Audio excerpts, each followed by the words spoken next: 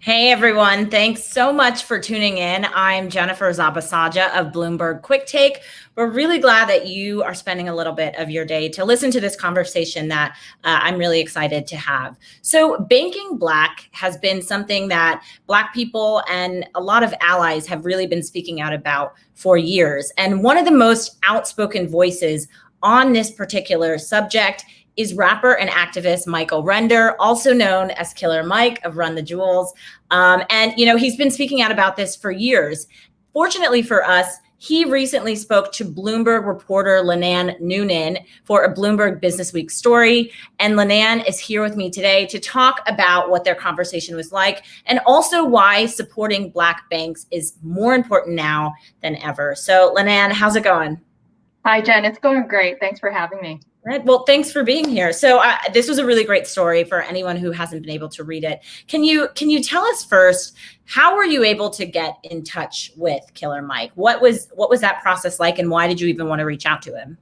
Well, Jen, like many stories, it kind of started with the protest movement. A couple of months ago, we saw Mike's speech when the protests were starting to heat up in Atlanta, and I just thought he was such a compelling voice. And at that time, I wasn't able to get him because he was really busy doing a lot of press for his album. But then I started to look into the BankBlack movement, and I saw that he was really committed advocate of this movement. And so I reached back out to him. I said, "Look, we've written a few stories on race and banking, and I really, really wanted to get his take on things." And so he agreed, because I think it's an important issue to him and one that he really wanted to speak out on. Yeah, and he started the BankBlack hashtag, this campaign, back in 2016, right? Yeah, he was one of the main proponents of it. Some of the Black-owned banks are also, very active in promoting this movement with this hashtag, but definitely Killer Mike is one of the celebrities and activists that's really supercharged that movement. So then in your research for this story, how has the support for Black-owned banks sort of progressed since that time that the hashtag was started 4 years ago? Well, it has progressed, and I think after kind of key points in history, unfortunately, with the killing of, unarmed Black people throughout that entire period, there is a groundswell every time this rises to national attention. But in most recent history, One United told me, the CEO told me, that they had gotten 50 million in additional deposits since the protests began, and that means 60,000 new customers just in that short period during the pandemic. So that's all, mostly online customers during that period. So it's been a really rapid acceleration. But still, Black-owned banks, they were once a thriving business, decades ago, right? What led to the decline? Because they're still obviously competing against these large behemoth corporations, right? Yeah, that's right, Jen. And unfortunately, there used to be 48 Black-owned banks 2 decades ago, and now that number has shrunken to 21. So that's a really, sharp deterioration in that industry. And I think the important thing to recognize here is that Black-owned banks suffer from some of the same structural racism that Black communities suffer from. So if you think about a Black-owned bank in a community where there are people making very small deposits, where they're, unbanked or underbanked, when people bring their deposits to a bank that's that small, the bank itself doesn't have a lot of capital in order to invest that money, make loans and profit. And so the bank also isn't very able to grow because it's operating from such a small base of deposits. Yeah, and I think, you brought up those two terms, unbanked and underbanked. Can you distinguish the two for us? Because I think it's important for people to understand what those actually mean. Sure. Yeah. So unbanked means people who just don't have access to a bank account, and underbanked maybe means that people use some financial services like payday lenders or other sort of alternative financial services. But the point about Black-owned banks is that they operate in communities that might not otherwise have access to banks. And so the FDIC, which is the banking regulator in the US, actually says that, minority banks are the lifeblood of their communities for this particular reason, because they offer financial services to people who might not otherwise be able to access them.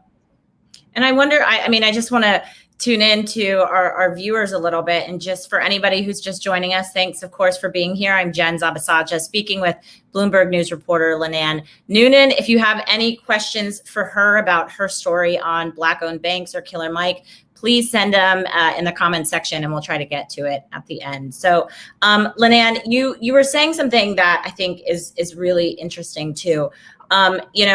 These Black-owned banks, they do thrive in these communities where people, maybe where lower income people are living, right?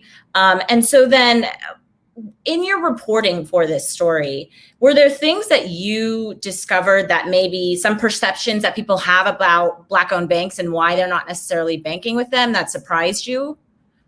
Yeah, I think, well, first of all, the Black-owned banks that are remaining are in, very specific communities. It's not common that they're kind of across the US like One United. Many of them are very, very local. And so a lot of people don't even know who their kind of local Black-owned bank is, because there just isn't as much available or visibility in these institutions. So, for anyone who's looking for not just a Black-owned bank, but a minority-owned bank, the FDIC actually keeps a list of these on their website. So, news you can use, go to the FDIC, search for that, and the MDIs, which are the minority depository institutions. You can actually find a list of banks that service particular minority communities. And so then, let's talk about this moment that we're in right now, right? Because I think it's been interesting over the past few weeks, past few months, to see people sort of garner more support for Black-owned businesses, right? To help them stay afloat and to thrive. Why is it just as important for people to support these Black-owned banks? Well, I find that banking is really the lifeblood of the economy. So when you're talking about any business in the US, it all comes down to banks and how much capital businesses can get. So if you want to rectify, economic injustice, or build economic opportunity and help people to build wealth, the banking system is really, really important in that equation. So if people are looking to try and equalize the US in terms of economic opportunities, banks are really at the heart of that question. So I think it's great to buy goods and services from Black-owned businesses. And it's really, really important to understand that the banks are kind of the middleman for a lot of these businesses as well.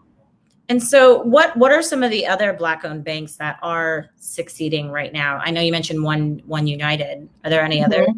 Yeah, there are others. Citizens Trust is one. Carver in New York is one. We actually have a list of the biggest ones in our article. And again, I would also point all of our readers, there's only 21 Black-owned banks in the US, so it's not hard to find the full list of them. And people can actually, look according to their region or their city to find, which is most appropriate for them.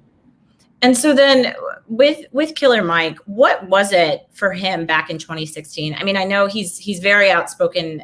He's an activist and champions a lot of causes, but why was this so important for him? What did he tell you?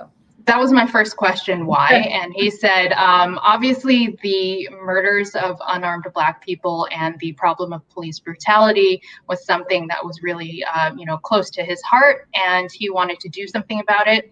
And it ties in with the economic philosophy of, inequality and people being held back economically. Those two things in our conversations, he linked very closely. And so he wanted to make a point about fixing inequality by looking at the economic system as well. What does he see as the biggest roadblock to that?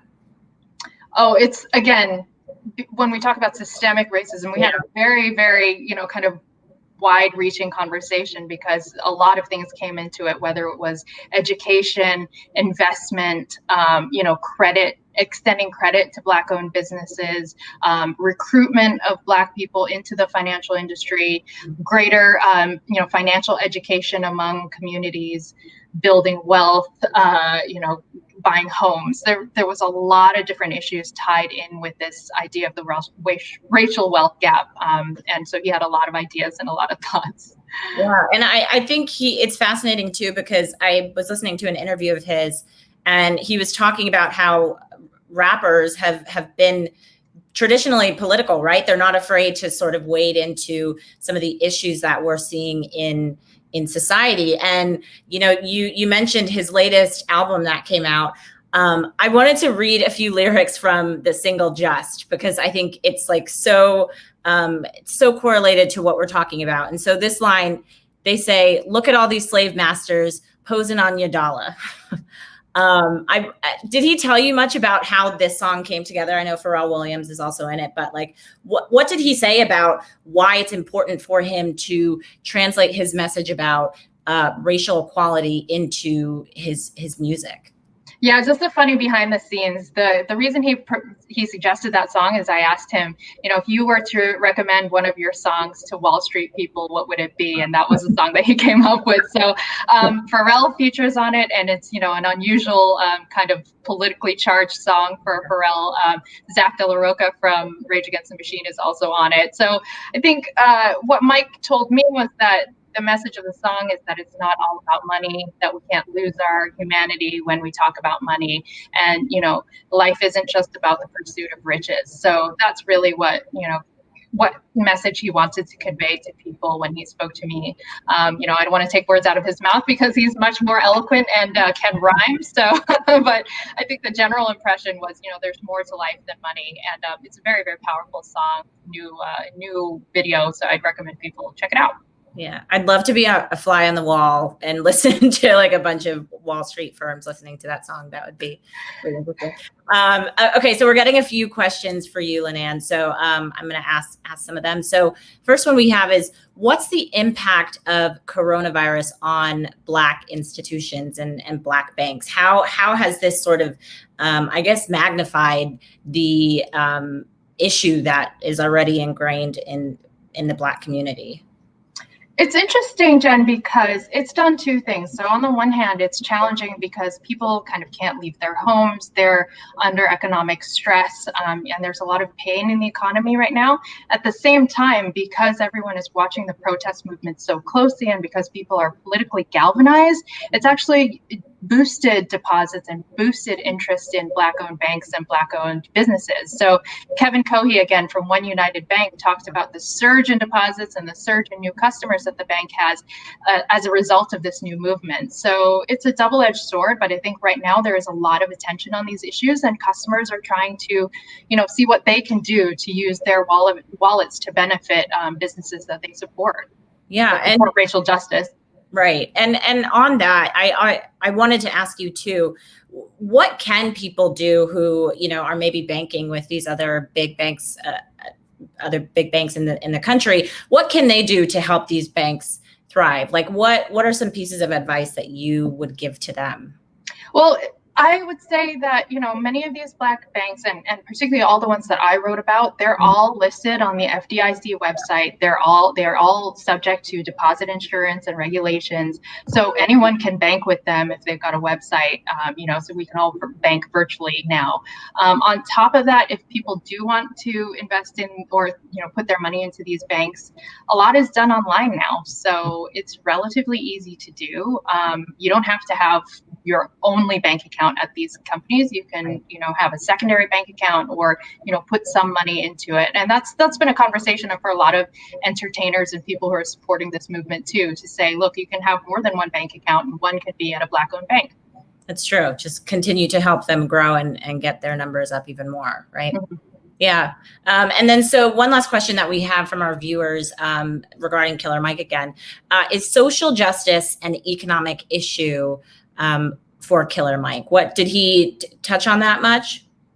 Yes, that was a huge part of our conversation. And again, I think that was also, the ending of our story is talking about the recognition that social justice is inherently tied to economic justice. And Killer Mike told me this, but also we see it across the economic and financial industry. The head of the Atlanta Fed wrote a really powerful essay that also mentions this, that, as long as Black people are tied back and held back by racism, they're not going to be able to grow and prosper in this economy, and they're not going to be able to fully contribute to the economy if they're being held back by systemic racism. So it's a view I think that Killer Mike has definitely, espoused, but it's also one that's gaining traction across the financial and economic sphere.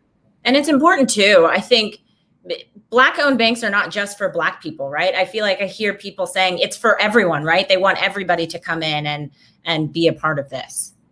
Yeah, if you look at any of the kind of videos from Kevin Cohey, the CEO of One United, as well as many of the other Black bank CEOs, they're very inclusive in talking about, first of all, trying to attract people from the Black community, but also allies. So that's been a really big push here. And I think that's part of the protest movement's power, is that there are a lot of allies that are involved this time around. And so, they're trying to capitalize on this groundswell of attention and support to try and move things forward in this industry. Right, progress the conversation forward. And then one last question from our viewers, Linan, is there a ranking system for Black-owned banks? Is this something? I know you mentioned the FDIC. People can go on there and check things out, but what would you say? So I did a kind of old school Excel nerd thing where I just went on the FDIC website, and what you can do is you can actually sort the institutions by their size or their location or their region. So I don't have a bank ranking myself, but the data is publicly available, so you can look at it yourself and see which banks have the most assets, where they're located, how long they've been around. Many of them have been around for quite a long time. There's also a hashtag BankBlack, so there are resources on Twitter, and there's a grassroots group called @BankBlackUSA that also has resources and a website on this as well. So there are plenty of ways to find out about Black-owned banks. So it's not hard to look them up. Yeah, it's all out there. It's just a matter of doing the work to find it. Great. I mean, Linan, I think this is a really important topic that people need to be mindful of, and hopefully, like Killer Mike said, we can continue to progress this forward and help the community even more. So I really appreciate you stopping by to talk with us and for writing this story. Thanks, Jen. I appreciate it. Thanks, Linan.